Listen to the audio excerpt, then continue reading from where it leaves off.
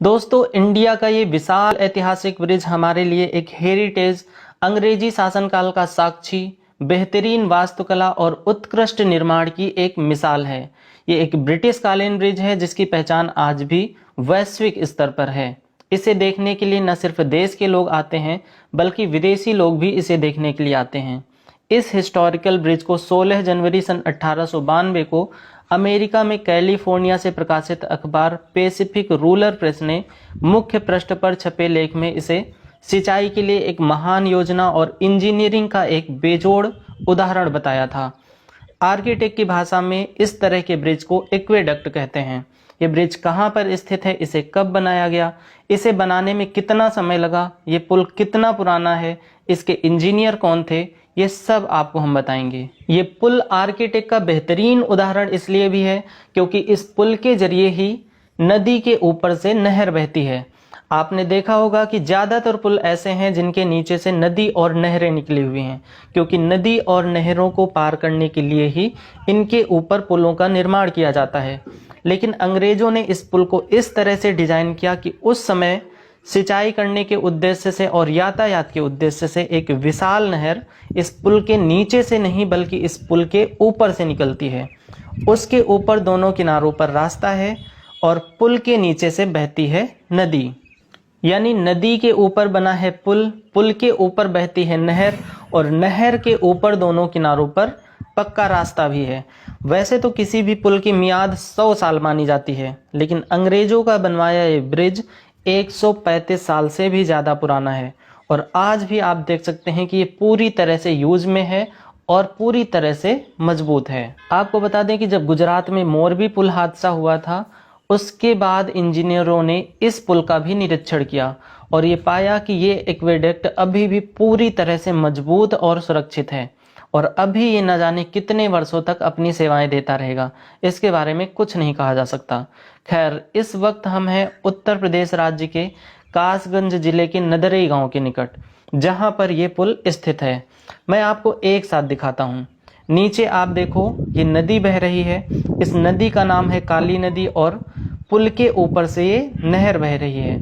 इसका नाम है गंगा नहर। नहर के दोनों किनारों पर रास्ता है। इसमें एक तरफ का रास्ता ज़्यादा चौड़ा है जिसके ऊपर से 4 पहिया वाहन यहाँ तक कि डीसीएम तक आसानी से निकल जाते हैं, और दूसरे किनारे पर जो रास्ता है वो अपेक्षाकृत थोड़ा सकरा है जिससे आप आसानी से साइकिल, मोटरसाइकिल निकाल सकते हैं। जब इस ब्रिज का निर्माण हुआ उस समय हमारे देश में ईस्ट इंडिया कंपनी का शासन था। तब अंग्रेजी हुकूमत ने साल 1885 से साल 1889 के बीच इस ब्रिज का निर्माण करवाया था। इस तरह से इसे बनने में 4 साल का समय लगा था। इस पुल को झाल का पुल भी कहा जाता है। इस पुल की लंबाई 346 मीटर यानी लगभग 1176 फीट है और इसकी ऊंचाई 100 फीट है। इस पुल की कैनाल का पानी डिस्चार्ज करने की कैपेसिटी 7095 क्यूसेक है।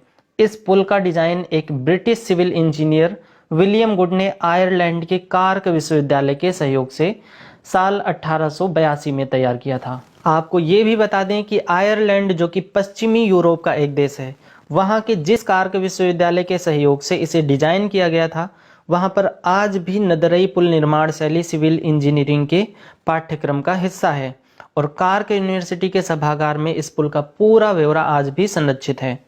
इस यूनिवर्सिटी के सिविल इंजीनियरिंग के स्टूडेंट आज भी शैक्षिक भ्रमण पर इस शानदार पुल को देखने और इसका अध्ययन करने के लिए आते हैं। आप देख सकते हैं कि ये पूरा पुल पक्की ईंटों से निर्मित है। आपको बता दें कि इसे बनाने में कहीं पर भी सरिये का उपयोग नहीं किया गया है। इसकी एक एक ईंट बहुत ही मजबूत है।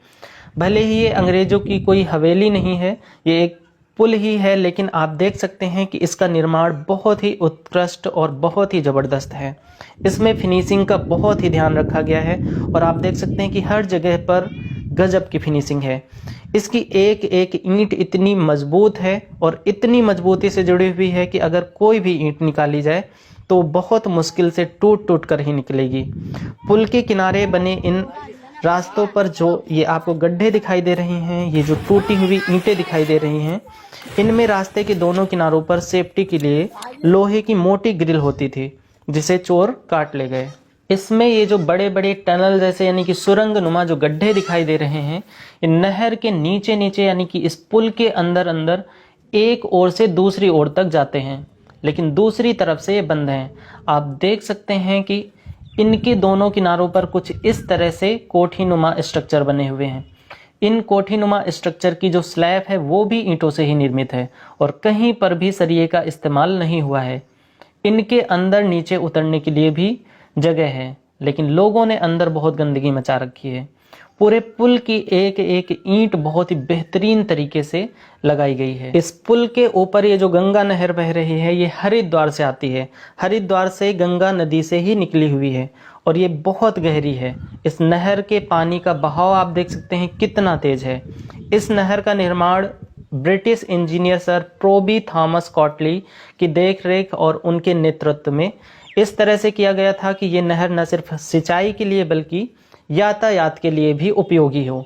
आपको ये जानकर के हैरानी होगी कि सन 1930 तक इस नहर में बड़ी बड़ी नावें चला करती थी, जो कि यातायात के साधन के रूप में चलाई जाती थी। इस नहर की लंबाई 560 किलोमीटर है। आप देख सकते हैं कि इस पुल को बेहतरीन खूबसूरत लुक और मजबूती देने के लिए इसमें कहीं कहीं पर इस तरह से स्टोन का भी प्रयोग किया गया है। पुल के इस हिस्से को आप देख सकते हैं, इसमें लीकेज की वजह से ये पानी आ रहा है। कई और जगहों पर भी इसी तरह से धीरे धीरे पानी का रिसाव है।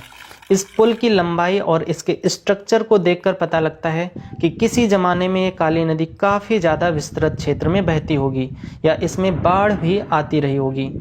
लेकिन अब आप देख सकते हैं कि ये नदी जो है, ये काली नदी एक गंदे नाले में तब्दील हो चुकी है। ये पुल आज भी बेहद शानदार है। 135 साल से भी ज़्यादा पुराने इस पुल की वास्तुकला, बेहतरीन कारीगरी और इसका गुणवत्तापूर्ण निर्माण वाकई काबिले तारीफ़ है। ये पुल आसपास के लोगों के लिए तो एक पिकनिक स्पॉट की तरह है। वैसे तो यहाँ पर पूरे दिन ही लोगों का आना जाना बना रहता है, लेकिन शाम के वक्त यहाँ पर बहुत सारे लोग आते हैं। इस पुल के आसपास काफ़ी ज़्यादा कूड़ा कचरा बिखरा हुआ पड़ा है, जो कि देखने में बहुत ही ख़राब लगता है और ये अच्छी बात नहीं है। यहाँ के आसपास के क्षेत्र को और भी अच्छे से डेवलप किया जाना चाहिए। खैर, आपको ये ब्रिज कैसा लगा आप हमें कमेंट करके ज़रूर बताइए। वीडियो पसंद आई हो तो वीडियो को लाइक कीजिए और शेयर भी कीजिए और हमारे पेज को भी लाइक कीजिए। शुक्रिया।